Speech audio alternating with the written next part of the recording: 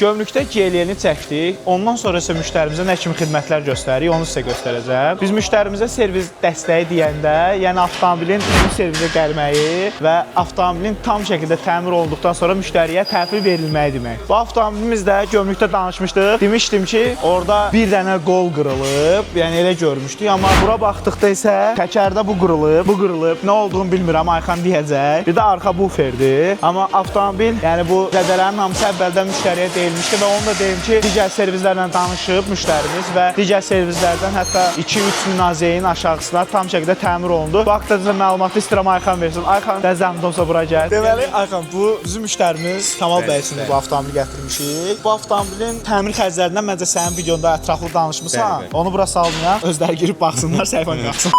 Bu yaxınlaşdı avtomobili biz ilkin baxış keçdi. Hərəkət hissəsində görsən burada 2 dənə qoludur. Bir də burada elektron rıtsını, başqa belə bir şey yox idi. Kralı falan təmizdir, dəmir dişi də yalnız bu hissədədir. Ehtiyat hissələrin burada səhv etmirəmsə 8000-ə qədər falan belə ümumi xərc çıxartdılar. Yəni biz yarı qiymətində tapdıq aldıq. Kamal müəllim üçün özü də baxsa görəcək. Nəticə etibarilə sifariş vermişik. Yəqin ki bir həftə ərzində əlimizdə olacaq. Ondan sonra başlayacaq işə. Müştərilərimiz ümumiyyətlə avtomobil sifariş verirkən bunu demək istəyirəm ki, bu servis təmir xərclərini bura gəldikdən sonra yüksək elətdirməyimizə ehtiyac yoxdur. Avtomobili biz gətiririk və ən ucuz qiymətə təmir edib müştərimizə təhvil veririk. Yəni siz də belə avtomobillər sizə qaraj kutuda saxlayın, avtomobili gətirək, tam şəkildə sizə təhvil verək. Tam şəkildə dedikdə gömrükdə nəzərdə tutmuram. Servisdə təmir olunur və sizə təhvil verilir.